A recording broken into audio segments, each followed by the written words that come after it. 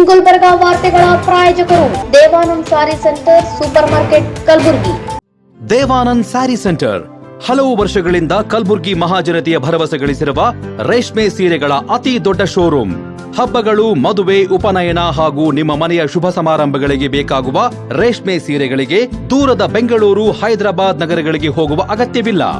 Devanand sari centre ನೀಡುತ್ತಿದೆ exclusive silk sari collections.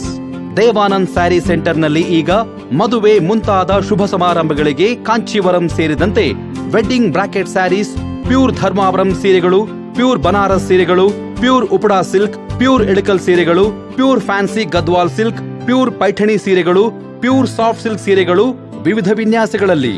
ಕಲಬುರಗಿಯಲ್ಲೇ ಅತಿ ದೊಡ್ಡ ಮತ್ತು ವಿಶಾಲವಾದ 10,000 ಚದುರ ಅಡಿ ಇರುವ ಏಕೈಕ ಸ್ಯಾರಿ ಸೆಂಟರ್ ದೇವಾನಂದ್ ಸ್ಯಾರಿ ಸೆಂಟರ್. ಭೇಟಿ ಕೊಡಿ.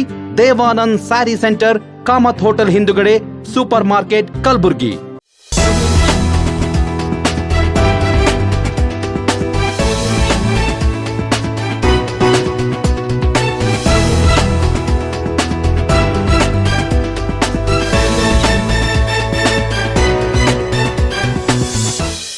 ನಮಸ್ಕಾರ.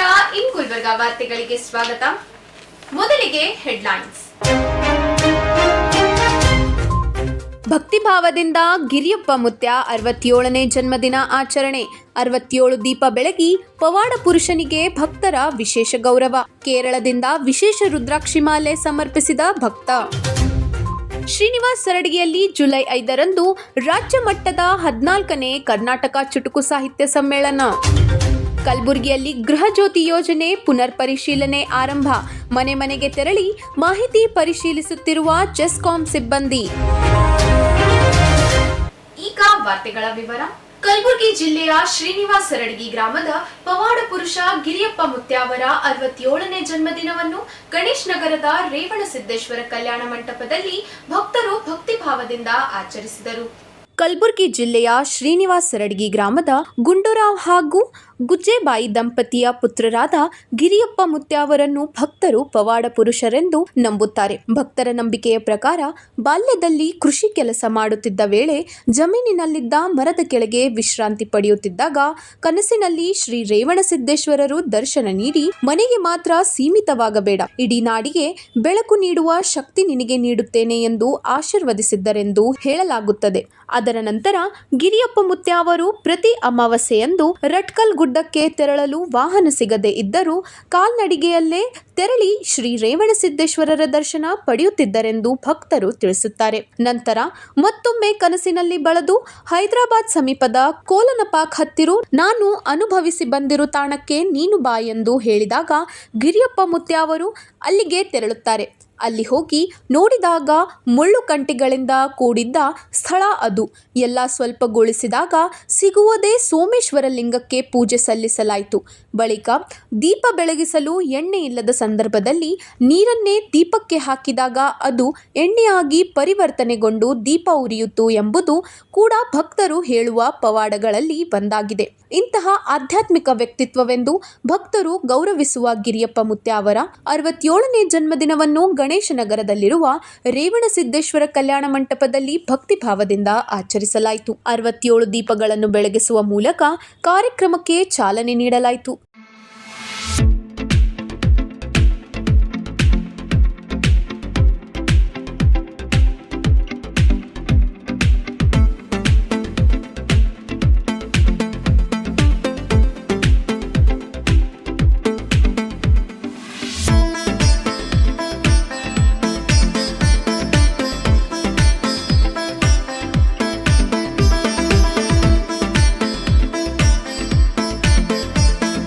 ಬಳಿಕ ಭಕ್ತಿ ಗೀತೆಗಳ ಗಾಯನ, ಮಹಿಳೆಯರಿಂದ ಆರತಿ, ತಿಲಕ ಹಾಗೂ ಶುಭಾಶಯಗಳೊಂದಿಗೆ ವೇದಿಕೆ ಕಾರ್ಯಕ್ರಮಗಳು ನಡೆಯಿತು. ನಂತರ ಗಿರಿಯಪ್ಪ ಮುತ್ಯ ಅವರು ಕೇಕ್ ಕತ್ತರಿಸಿ ಜನ್ಮದಿನ ಆಚರಿಸಿಕೊಂಡರು.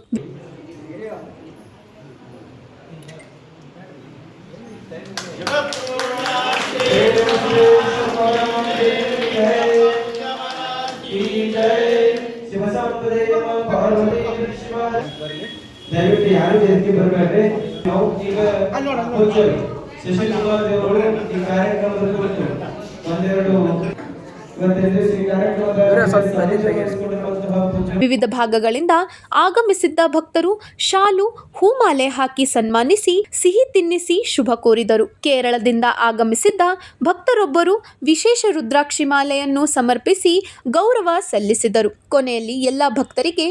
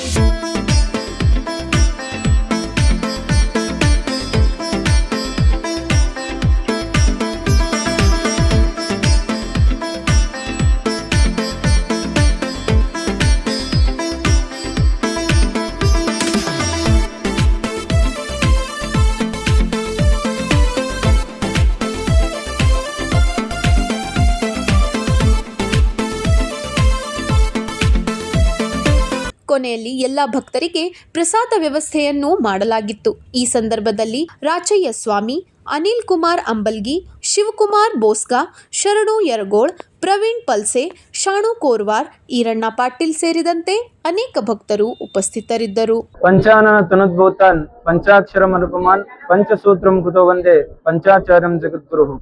ಇಂದಿನ ದಿವಸ ವಿಶೇಷವಾಗಿ ಈ ಒಂದು ಕಲಬುರಗಿ ಮಹಾನಗರದೊಳಗ ಗಣೇಶ ನಗರದೊಳಗ ವಿಶೇಷವಾಗಿ ಪೂಜನೀಯವಾಗಿರ್ತಕ್ಕಂತಹ ಗಿರಿಯಪ್ಪ ಮುತ್ತವರ 67ನೆಯ ಈ ಒಂದು ಜನ್ಮ ದಿನೋತ್ಸವ ಆಚರಣೆಯನ್ನ ಎಲ್ಲ ಭಕ್ತ ಬಳಗ ಇವತ್ತಿನ ದಿವಸ ಗಣೇಶ ನಗರದ ಈ ಒಂದು ರೇಣುಕಾಚಾರ್ಯರ ವಿಶೇಷವಾಗಿ ಕಲ್ಯಾಣ ಮಂಟಪದೊಳಗ ಆಚರಣೆಯನ್ನ ಮಾಡಲಾಯಿತು.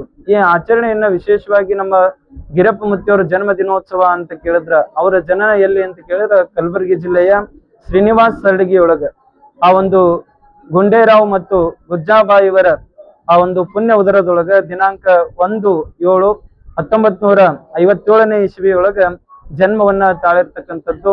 ಜನ್ಮವನ್ನ ತಾಳಿ ಆ ಒಂದು ಸಂಸಾರಿಕದೊಳಗ ವಿಶೇಷವಾಗಿ ಏನಿತ್ತಂತ ಕೇಳಿದ್ರ ಆ ರೈತಾಪಿ ಕುಟುಂಬ ಇತ್ತು ಶ್ರೀನಿವಾಸ ಸರಡಗಿಯೊಳಗ.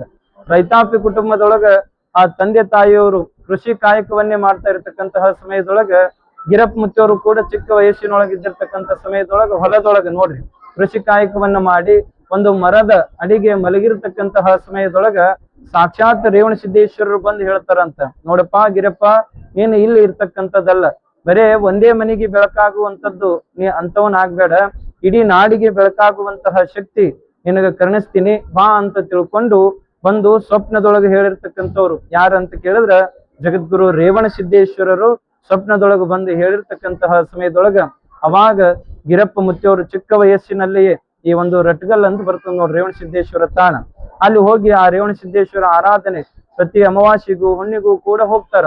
ಆಗೆಲ್ಲ ಆ ಬಡತನ ಸಂಸಾರ ನೋಡ್ರಿ, ತಂದೆ ತಾಯಿ ಎಲ್ಲ ಬಡತನ ಇತ್ತು. ಆಗಿನ ಕಾಲದೊಳಗ ಪ್ರತಿ ಅಮಾವಾಸ್ಯೆಗೊಮ್ಮೆ ಕೂಡ ವಾಹನದ ವ್ಯವಸ್ಥೆ ಆಗ್ಲಿಲ್ಲ ಅಂತ ತಿಳ್ಕೊಂಡು ಕೇಳಿದ್ರೆ ನಡ್ಕೊಂತೇ ಹೋಗ್ತಿದ್ರು. ಆ ರೇವಣ ಸಿದ್ದೇಶ್ವರ ಆರಾಧನೆಯನ್ನು ಮಾಡ್ತಿದ್ರು. ಇಷ್ಟೆಲ್ಲ ಆಗಿರ್ತಕ್ಕಂತಹ ಸಮಯದೊಳಗ ಬರೇ ರಟ್ಗಲ್ಕ್ ಹೋಗಿ ಬರ್ತಿದ್ರಲ್ಲ, ಒಂದ್ ದಿವ್ಸ ಬಂದು ಮತ್ತೆ ಸ್ವಪ್ನದೊಳಗೆ ಹೇಳ್ತಾನ ಯಾರು ರೇವಣ ಸಿದ್ದೇಶ್ವರ. ಏನ್ ಹೇಳ್ತಾನ ಅಂತ ಕೇಳಿದ್ರೆ, ನೋಡಪ್ಪ ಇಲ್ಲಿ ಹೈದರಾಬಾದ್ ಸಮೀಪದೊಳಗಿರ್ತಕ್ಕಂತಹ ಕೋಲನ ಪಾಕ ಅಂತ ತಿಳ್ಕೊಂಡು ಒಂದದ, ಇಲ್ಲಿ ಏನಂತ ಕೇಳಿದ್ರ ಸೋಮೇಶ್ವರ ಲಿಂಗ ನಾನು ಅವಿಭವಿಸಿ ಬಂದಿರ್ತಕ್ಕಂಥದ್ದು ಇಲ್ಲಿ ತಾಣ ಅದ, ಇಲ್ಲಿ ನೀ ಬಾ ಅಂತ ತಿಳ್ಕೊಂಡು ರೇವಣ ಸಿದ್ದೇಶ್ವರರು ಕನಸಿನೊಳಗೆ ಬಂದು ಹೇಳಿರ್ತಕ್ಕಂತಹ ಸಮಯದೊಳಗ ಆ ಕೊಲ್ಲಿಪಾಕಿ ನೋಡಿರ್ಲಿಲ್ಲ, ಕೊಲ್ಲನ ಪಾಕ್ ನೋಡಿರ್ಲಿಲ್ಲ ನೋಡ್ರಿ. ಆ ಸಮಯದೊಳಗ ಹೈದರಾಬಾದ್ಗೆ ಹೋಗಿ ಅಲ್ಲೆಲ್ಲ ಕೇಳ್ತಾರೆ ಕೊಲ್ಲಿಪಾಕಿ ಎಲ್ಲಿ ಬರ್ತದ ಅಂತ ಕೇಳಿದ್ರೆ ಯಾರು ಹೇಳ್ತಾ ಇಲ್ಲ. ಯಾಕಂತ ಕೇಳಿದ್ರ ಅದ ಕೋಲನ್ ಪಾಕ್ ಅಂತಂತಿರು, ಅಲ್ಲಿ ದೇವಸ್ಥಾನ ಅದ ಅಂತ ಕೇಳಿದ್ರೆ ಯಾರಿಗ್ ಗೊತ್ತಿರ್ಲಿಲ್ಲ. ಕೆಲವೊಬ್ರು ಹೇಳ್ತಿದ್ರಂತ ಅಲ್ಲಿ ಕೋಲನ್ ಪಾಕ್ ಹೋಗಿರ್ತಕ್ಕಂತಹ ಸಮಯದೊಳಗ ನೋಡ್ರಿ, ಅಲ್ಲಿ ಹೋದಾಗ ಹೇಳಿದ್ರಂತ ಯಾವ್ದೋ ಒಂದು ದೇವಸ್ಥಾನ ಅದ ನೋಡ್ರಿ ಇಲ್ಲಿ ಸಮೀಪದೊಳಗೆ ಹೋಗ್ರಿ ಅಂತ ಹೇಳಿದಾಗ ಆವಾಗ ಆ ಒಂದು ದೇವಸ್ಥಾನಕ್ಕೆ ಹೋಗಿರ್ತಕ್ಕಂತಹ ಸಮಯದೊಳಗ ಅಲ್ಲಿಯ ಭಕ್ತ ಬಳಗ ಯಾರು ಹೋಗಿ ನಮಸ್ಕಾರ ಪ್ರತಿನಿತ್ಯ ಮಾಡ್ತಿರ್ಲಿಲ್ಲ. ಯಾಕಂತ ಕೇಳಿದ್ರೆ ಪುರಾತನವಾದ ದೇವಸ್ಥಾನ ಇತ್ತು ನೋಡ್ರಿ, ಪುರಾತನವಾದ ದೇವಸ್ಥಾನ ಯಾರು ಹೋಗಿ ನಮಸ್ಕಾರ ಮಾಡ್ತಿರ್ಲಿಲ್ಲ. ಅವಾಗ ಇವ್ರು ಹೋಗಿ ದೇವಸ್ಥಾನ ಎಲ್ಲದ ಅಂತ ಕೇಳಿದಾಗ ಅಲ್ಲೆಲ್ಲ ಕಂಟಿ ಕಮರಿಗಳು ಬೆಳೆದಿದ್ವು ಅಂತ. ಬೆಳೆದಿರ್ತಕ್ಕಂತಹ ಸಮಯದೊಳಗ ಅಲ್ಲಿ ಹೋಗಿ ಎಲ್ಲ ಸ್ವಚ್ಛ ಮಾಡಿ ನೋಡ್ತಾರೆ. ನೋಡಿರ್ತಕ್ಕಂತಹ ಸಮಯದೊಳಗ ಒಂದು ಮಹಾಲಿಂಗ ನೋಡಿ, ಸೋಮೇಶ್ವರ ಲಿಂಗ ಕೋಲನ್ ಪಾಕದೊಳಗ. ಆ ಲಿಂಗವನ್ನ ನೋಡಿ ಅಲ್ಲಿ ಆ ಒಂದು ಪಂಚಾಮೃತ ಅಭಿಷೇಕವನ್ನ ಮಾಡ್ತಾರ. ಎಲ್ಲ ಮಾಡಿರ್ತಕ್ಕಂತಹ ಸಮಯದೊಳಗೆ ಎಲ್ಲ ವ್ಯವಸ್ಥೆ ಇದ್ದಿರಲ್ಲ. ಆ ಸಮಯದೊಳಗೆ ಏನ್ ಮಾಡ್ತಾರ ಅಂತ ಕೇಳಿದ್ರ, ಅದೇ ಸಮಯದೊಳಗ ಅಲ್ಲಿ ಜ್ಯೋತಿಯನ್ನು ಬೆಳಗ್ಬೇಕಲ್ಲ. ಮತ್ತೆ ಜ್ಯೋತಿ ಅಲ್ಲಿ ಪೂಜೆ ಬಹಳಷ್ಟು ಕಡಿಮೆ, ಅಮಾವಾಸ್ಯೆಗೊಮ್ಮ ಹುಣ್ಣಿಮೆಗೊಮ್ಮ ಮಾಡ್ತಿದ್ರು ಪೂಜೆ.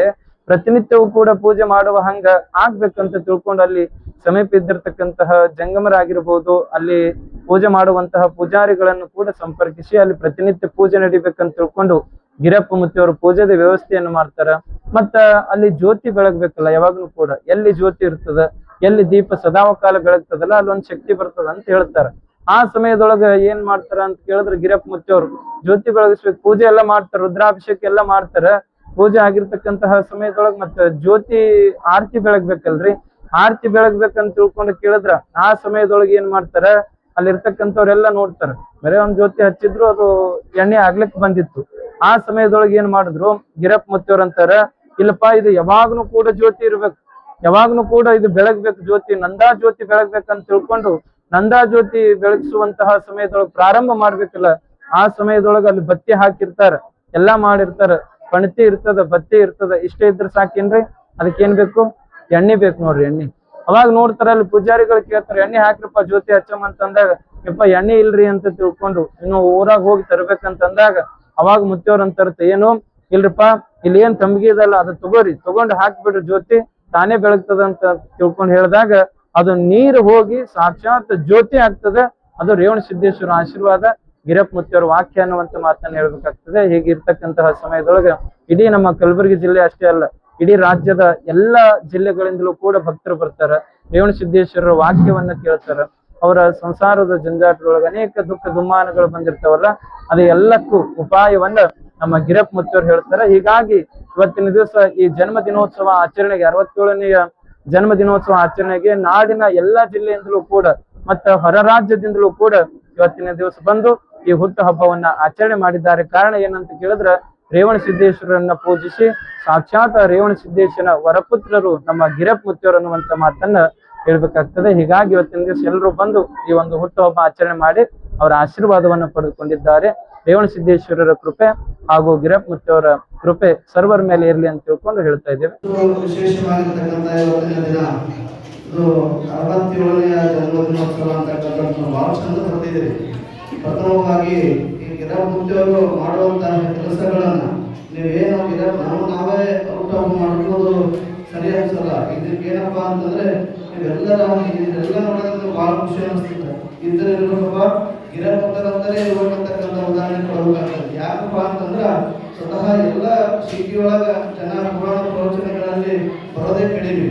ಆದ್ರೆ ಒಂದು ಗಿರಪ್ಪ ಮುತ್ತರ ಮೇಲೆ ಇಟ್ಟಿರ್ತಕ್ಕಂತಹ ನಂಬಿಕೆ ವಿಶ್ವಾಸ, ಗಿರಪ್ಪ ಮುತ್ತರದ ಏನೋ ಒಂದು ಸಣ್ಣ ಫಂಕ್ಷನ್ ಇದ್ರೂ ಕೂಡ ಇವೆಲ್ಲರೂ ಕೂಡ ಬರ್ತಿರಲ್ಲ. ನಿಜವಾಗ ಕೂಡ ಅವ್ರ ಶಕ್ತಿ ಬಹಳಷ್ಟು ದೊಡ್ಡದು ಅಂತಕ್ಕಂಥದ್ದನ್ನು ಕೂಡ ಇವೆಲ್ಲರೂ ತೋರಿಸ್ಕೊಡ್ಲಿ ಅಂತಕ್ಕಂಥ ಮಾತನ್ನು ಈ ಸಂದರ್ಭದಲ್ಲಿ ಹೇಳಿ, ಅಂತಹ ಗಿರಪ್ಪ ಮುತ್ತರಿಗಳನ್ನ 67 ವರ್ಷದ ಇವತ್ತ ಹುಟ್ಟುಹಬ್ಬ, ಅವರು ಬ್ರಿಟಿಷರ 100ಕ್ಕಿಂತ ಹೆಚ್ಚು ವರ್ಷ ಅವ್ರು ಬಾಳಲಿ ಅಂತಕ್ಕಂಥ ಮಾತನ್ನ ಈ ಸಂದರ್ಭದಲ್ಲಿ ಹೇಳಿ, ಅಂತಹ ಗುರುವಿನ ಆಶೀರ್ವಾದ ನಿಮ್ಮೆಲ್ಲರ ಮೇಲೆ ಸದಾಕಾಲ ಇರಲಿ ಅಂತಕ್ಕಂಥ ಮಾತನ್ನು ಹೇಳಿ ನಮ್ಮೆರಡು ಮಾತುಗಳಿಗೆ ಗಮನಿಸ್ತೇನೆ. ಕರ್ನಾಟಕ ಚುಟುಕು ಸಾಹಿತ್ಯ ಪರಿಷತ್ತು ಕೇಂದ್ರ ಸಮಿತಿ ಹುಬ್ಬಳ್ಳಿ ಹಾಗೂ ಶ್ರೀ ಚಿಕ್ಕವೀರೇಶ್ವರ ಸಂಸ್ಥಾನ ಹಿರೇಮಠ್ ಶ್ರೀನಿವಾಸ ಸರಡಗಿ ಇವರ ಸಹಯೋಗದಲ್ಲಿ ರಾಜ್ಯ ಮಟ್ಟದ 14ನೇ ಕರ್ನಾಟಕ ಚುಟುಕು ಸಾಹಿತ್ಯ ಸಮ್ಮೇಳನ ಹಮ್ಮಿಕೊಳ್ಳಲಾಗಿದೆ ಎಂದು ಆಯೋಜಕರು ತಿಳಿಸಿದ್ದಾರೆ. ಈ ಕುರಿತು ನಗರದ ಪತ್ರಿಕಾ ಭವನದಲ್ಲಿ ಪತ್ರಿಕಾಗೋಷ್ಠಿಯನ್ನು ಉದ್ದೇಶಿಸಿ ಮಾತನಾಡಿದ ಅವರು, ಜುಲೈ 5ರಂದು ಬೆಳಗ್ಗೆ 10 ಗಂಟೆಗೆ ಶ್ರೀನಿವಾಸ ಸರಡಗಿಯ ಹಿರೇಮಠದ ಸಭಾಂಗಣದಲ್ಲಿ ರಾಜ್ಯ ಮಟ್ಟದ 14ನೇ ಕರ್ನಾಟಕ ಚುಟುಕು ಸಾಹಿತ್ಯ ಸಮ್ಮೇಳನ ನಡೆಯಲಿದೆ. ಸಮ್ಮೇಳನದ ಸರ್ವಾಧ್ಯಕ್ಷರಾಗಿ ಪೂಜ್ಯ ಶ್ರೀ ಶಟಸ್ಥಲ ಬ್ರಹ್ಮ ವಿಶ್ವಾರಾಧ್ಯ ಮಳೇಂದ್ರ ಶಿವಾಚಾರ್ಯರು ಅಧ್ಯಕ್ಷತೆ ವಹಿಸಲಿದ್ದು, ಪೂಜ್ಯ ಶ್ರೀ ಶಟಸ್ಥಲ ಬ್ರಹ್ಮ ಡಾಕ್ಟರ್ ಅಭಿನವ್ ಘನಲಿಂಗ ರುದ್ರಮುನಿ ಶಿವಾಚಾರ್ಯರು ನೇತೃತ್ವ ವಹಿಸಲಿದ್ದಾರೆ. ಬೆಳಗ್ಗೆ 9 ಗಂಟೆಗೆ ಕನ್ನಡ ಹಾಗೂ ಪರಿಷತ್ತಿನ ಧ್ವಜಾರೋಹಣ, ನಂತರ ವಿವಿಧ ಸಾಂಸ್ಕೃತಿಕ ತಂಡಗಳೊಂದಿಗೆ ಸಮ್ಮೇಳನಾಧ್ಯಕ್ಷರ ಭವ್ಯ ಮೆರವಣಿಗೆ ನಡೆಯಲಿದೆ. ಉದ್ಘಾಟನಾ ಸಮಾರಂಭವನ್ನು ಶಾಸಕ ಬಸವರಾಜ ಮತ್ತಿಮೂಡ್ ಉದ್ಘಾಟಿಸಲಿದ್ದು, ಹಿರಿಯ ಸಾಹಿತಿ ಡಾಕ್ಟರ್ ಎಸ್.ಎಂ. ಹಿರೇಮಠ್ ಆಶಯ ನುಡಿ ನೀಡಲಿದ್ದಾರೆ. ನವ ಕರ್ನಾಟಕ ರೈತ ಸಂಘದ ರಾಜ್ಯಾಧ್ಯಕ್ಷ ದಯಾನಂದ ಪಾಟೀಲ್ ಕಾರ್ಯಕ್ರಮದ ಅಧ್ಯಕ್ಷತೆ ವಹಿಸಲಿದ್ದಾರೆ. ವಿವಿಧ ರಾಜಕೀಯ, ಸಾಹಿತ್ಯ, ಸಾಮಾಜಿಕ ಹಾಗೂ ಧಾರ್ಮಿಕ ಕ್ಷೇತ್ರಗಳ ಗಣ್ಯರು ಮುಖ್ಯ ಅತಿಥಿಗಳಾಗಿ ಭಾಗವಹಿಸಲಿದ್ದಾರೆ.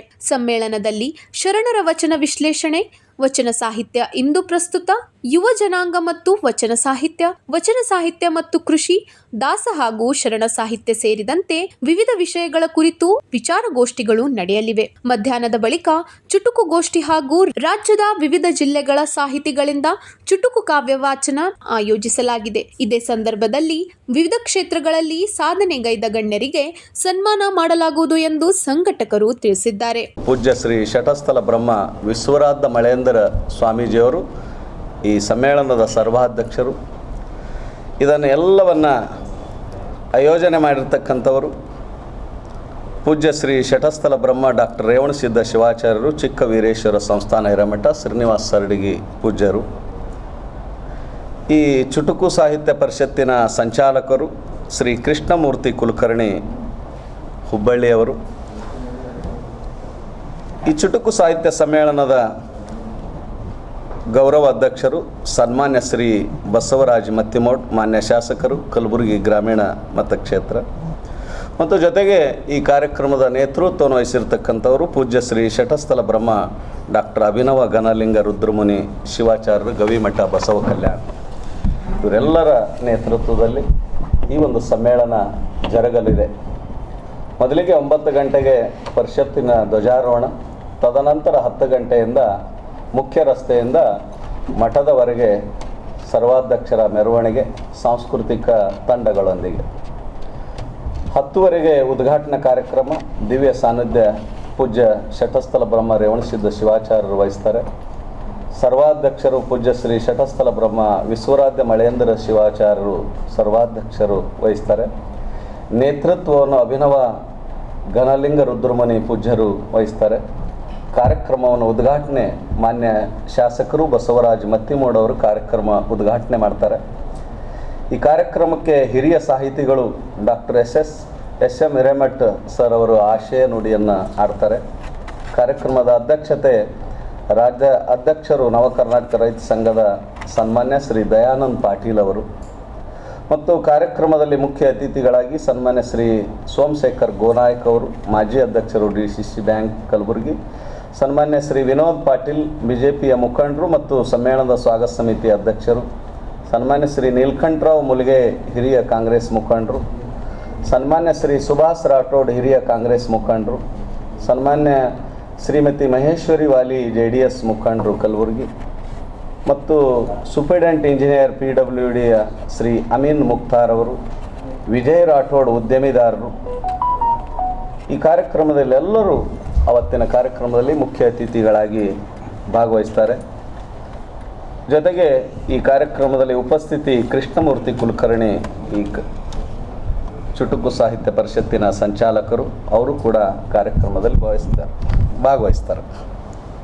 ಈ ಕಾರ್ಯಕ್ರಮದಲ್ಲಿ ಒಂದು ವಿಚಾರಗೋಷ್ಠಿ, ಶರಣರ ವಚನ ವಿಶ್ಲೇಷಣೆ ಅನ್ನುವ ಒಂದು ವಿಶೇಷ ಕಾರ್ಯಕ್ರಮವನ್ನು ಆ ವಿಚಾರಗೋಷ್ಠಿಯಲ್ಲಿ ಪೂಜ್ಯ ಶ್ರೀ ಶಟಸ್ಥಲ ಬ್ರಹ್ಮ ಶಿವಮೂರ್ತಿ ಶಿವಾಚಾರ್ಯ ಹಿರೇಮಠ ದೇವಾಪುರ ಪೂಜ್ಯರು ವಹಿಸ್ತಾರೆ. ಆಶಯ ನುಡಿ ವಸಂತ ಕೃಷ್ಣ ನಾಯಕ್, ನಿವೃತ್ತ ಪ್ರಾಂಶುಪಾಲರು ಗೋಕರ್ಣದವರು. ಕಾರ್ಯಕ್ರಮದ ಅಧ್ಯಕ್ಷತೆಯನ್ನು ಡಾಕ್ಟರ್ ನೀಲಾಂಬಿಕಾ ಶೇರಿಕಾರ್, ಹಿರಿಯ ಸಾಹಿತಿಗಳು ಕಲಬುರಗಿಯವರು.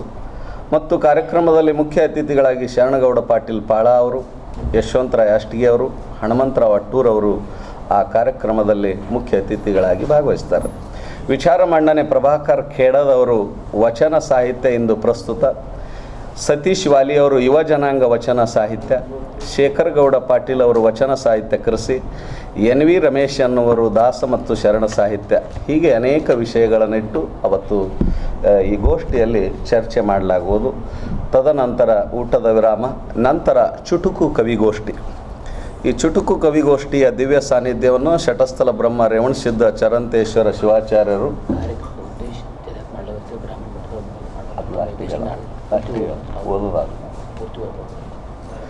ಚರಂತೇಶ್ವರ ಶಿವಾಚಾರ್ಯರು ಸಂಗಮೇಶ್ವರ ಮಠ ತೊನ್ಸನಹಳ್ಳಿ, ಆಶಯ ನುಡಿ ಡಾಕ್ಟರ್ ವಿಜಯಕುಮಾರ್ ಪರುತೆಯವರು ಹಿರಿಯ ಸಾಹಿತಿಗಳು. ಕಾರ್ಯಕ್ರಮದ ಅಧ್ಯಕ್ಷತೆ ಲಿಂಗಾರೆಡ್ಡಿ ಶೇರಿ ಹಿರಿಯ ಸಾಹಿತಿಗಳು ಈ ಕಾರ್ಯಕ್ರಮದಲ್ಲಿ ಅಧ್ಯಕ್ಷತೆಯನ್ನು ವಹಿಸ್ತಾರೆ. ಈ ಕಾರ್ಯಕ್ರಮದಲ್ಲಿ ಅನೇಕರು ಮುಖ್ಯ ಅತಿಥಿಗಳಾಗಿ ಭಾಗವಹಿಸ್ತಾರೆ.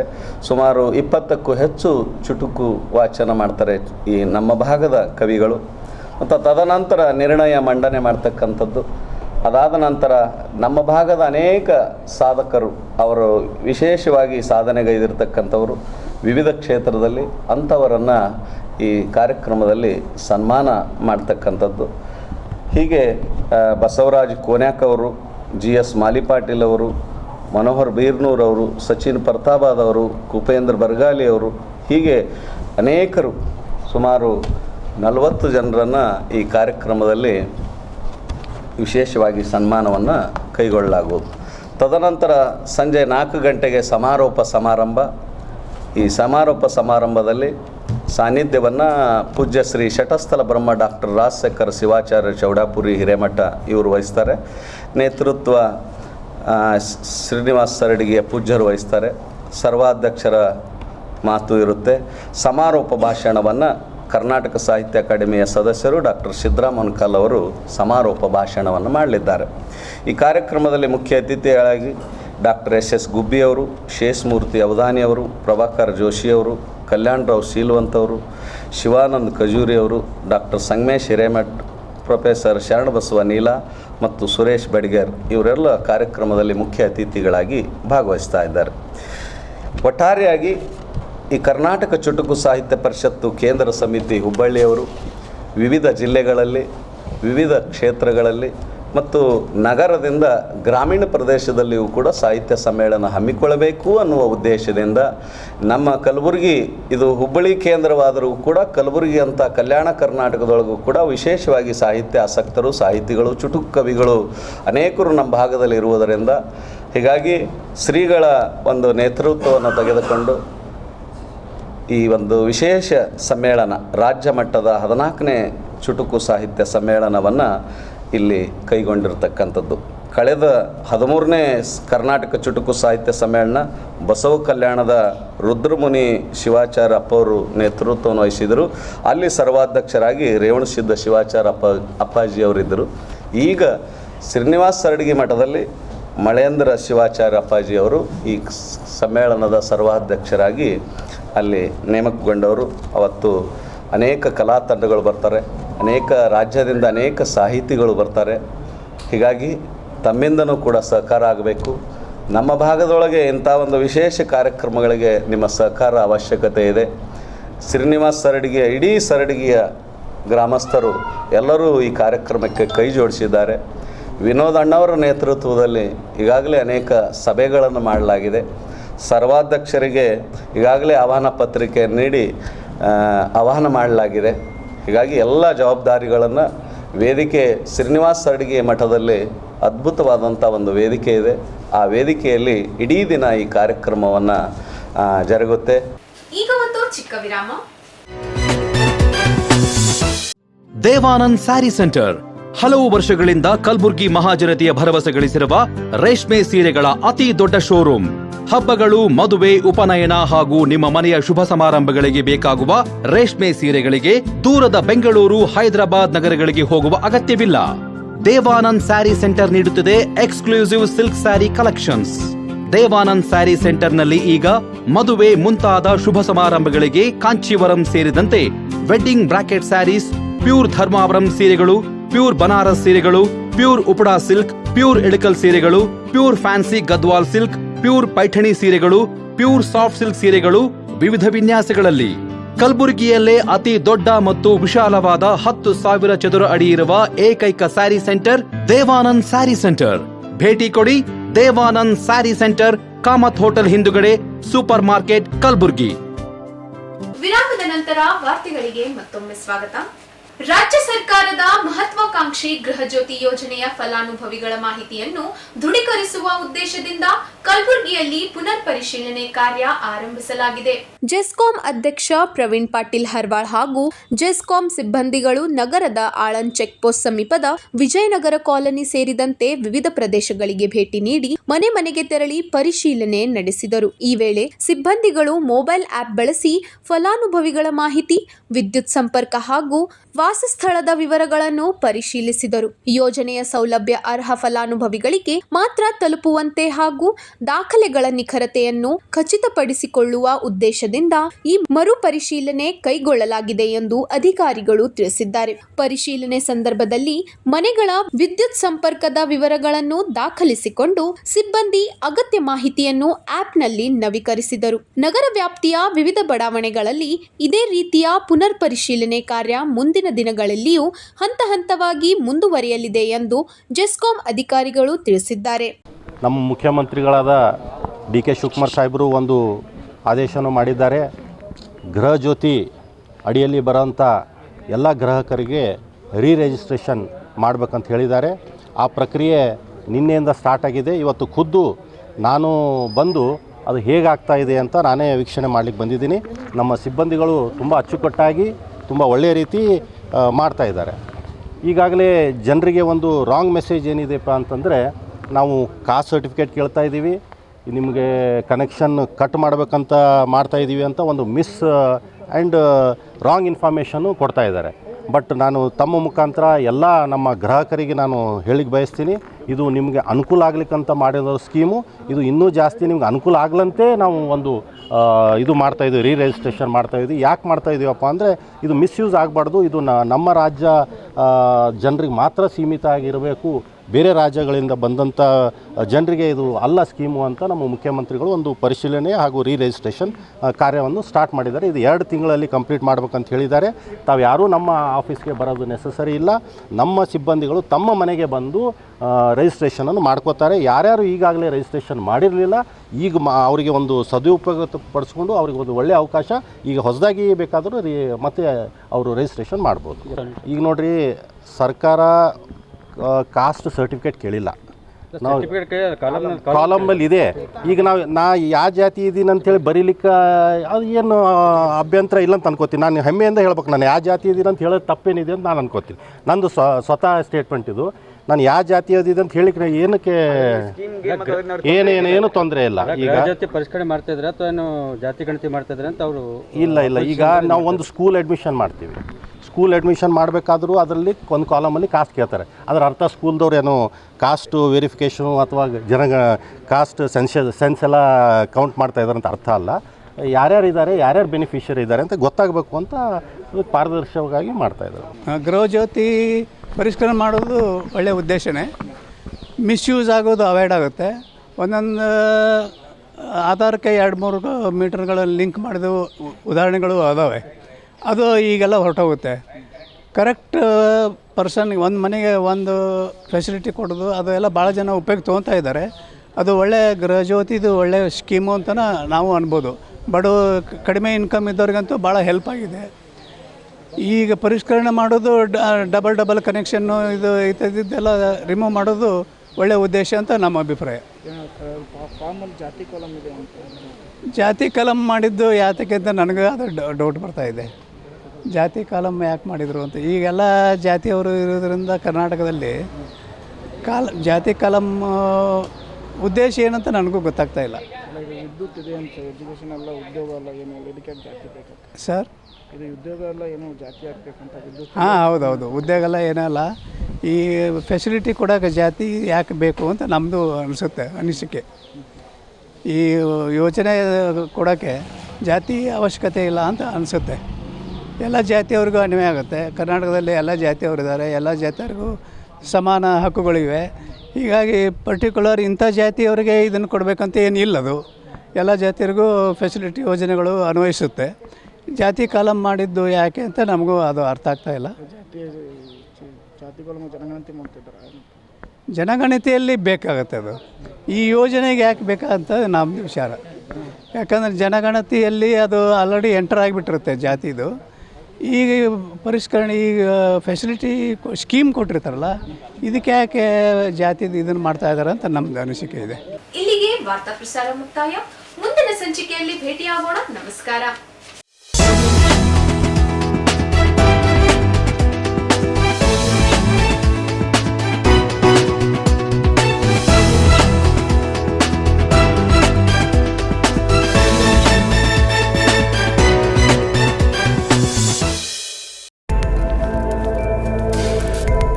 ಗುಲ್ಬರ್ಗಾ ವಾರ್ತೆಗಳ ಪ್ರಾಯೋಜಕರು Devanand sari centre supermarket Kalaburagi.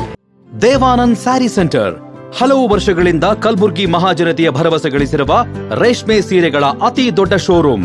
ಹಬ್ಬಗಳು, ಮದುವೆ, ಉಪನಯನ ಹಾಗೂ ನಿಮ್ಮ ಮನೆಯ ಶುಭ ಸಮಾರಂಭಗಳಿಗೆ ಬೇಕಾಗುವ ರೇಷ್ಮೆ ಸೀರೆಗಳಿಗೆ ದೂರದ ಬೆಂಗಳೂರು, ಹೈದರಾಬಾದ್ ನಗರಗಳಿಗೆ ಹೋಗುವ ಅಗತ್ಯವಿಲ್ಲ.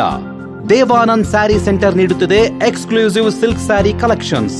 ದೇವಾನಂದ್ ಸ್ಯಾರಿ ಸೆಂಟರ್ನಲ್ಲಿ ಈಗ ಮದುವೆ ಮುಂತಾದ ಶುಭ ಸಮಾರಂಭಗಳಿಗೆ ಕಾಂಚೀವರಂ ಸೇರಿದಂತೆ wedding brocade saris, pure Dharmavaram ಸೀರೆಗಳು, ಪ್ಯೂರ್ ಬನಾರಸ್ ಸೀರೆಗಳು, pure Uppada silk, pure Ilkal ಸೀರೆಗಳು, pure fancy Gadwal silk, pure Paithani ಸೀರೆಗಳು, ಪ್ಯೂರ್ ಸಾಫ್ಟ್ ಸಿಲ್ಕ್ ಸೀರೆಗಳು ವಿವಿಧ ವಿನ್ಯಾಸಗಳಲ್ಲಿ. ಕಲಬುರಗಿಯಲ್ಲೇ ಅತಿ ದೊಡ್ಡ ಮತ್ತು ವಿಶಾಲವಾದ 10,000 ಚದುರ ಅಡಿ ಇರುವ ಏಕೈಕ ಸ್ಯಾರಿ ಸೆಂಟರ್ ದೇವಾನಂದ್ ಸ್ಯಾರಿ ಸೆಂಟರ್. ಭೇಟಿ ಕೊಡಿ. ದೇವಾನಂದ್ ಸ್ಯಾರಿ ಸೆಂಟರ್, ಕಾಮತ್ ಹೋಟೆಲ್ ಹಿಂದುಗಡೆ, ಸೂಪರ್ ಮಾರ್ಕೆಟ್, ಕಲಬುರಗಿ.